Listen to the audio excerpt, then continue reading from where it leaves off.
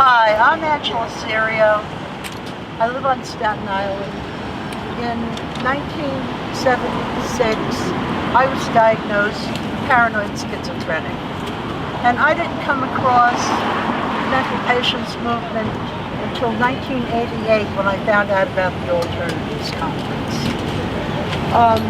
I came home from the Alternatives Conference, and in 1988, I wrote a personal position statement, which I'd like to read to you now because I think it's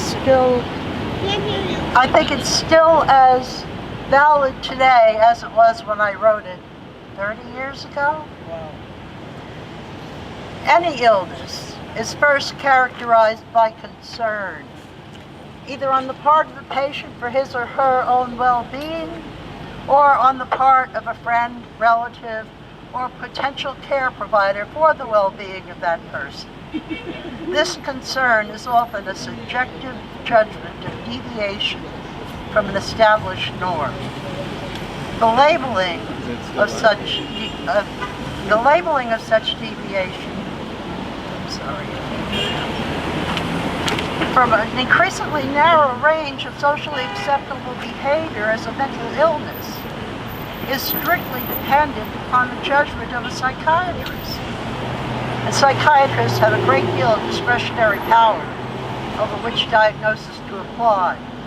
And it's interesting to note that the schizophrenic diagnosis, which implies an inability to communicate rationally, is more often applied to members of the lower socioeconomic classes and used to justify those treatments, such as neuroleptic drugs and electroshock, which do not require much doctor-patient communication. Such treatments are relatively cheap and personal and requires minimal investment in professional skills. Persons closer to the physician's own socioeconomic class tend to be favored with less nefarious diagnoses and treated with those therapies which require more verbal interaction and cooperation on the part of the patient. If we are disturbed, could it not be that our situation is disturbing? The psyche, which rebels against the demands of society, will render an incompetent performance in terms of that society. Psychiatry as an industry has a great stake in maintaining the status quo of a society which has become unwieldy to the needs of the individual. What psychiatrists perceive as deviant behavior could be an attempt on the part of sensitive, aware individuals to communicate the need for change. Psychiatric labeling allows those whom we might influence to ignore our urgent messages of needed social reforms. To the extent that we are stigmatized, ignored, rejected, or ostracized, society is stabilized. More competent, effective ways of dealing with the stresses of modern life could be learned if medicine did not pronounce psychological disorientation a biological defect, fostering chronic dependence upon the mental illness industry. I believe we can make our voice heard. Psychotropic drugs and electroshock therapies do indeed quiet the social atmosphere, at the cost of silencing that voice of alarm made up of those who may well be the most sensitive and foresighted of our species.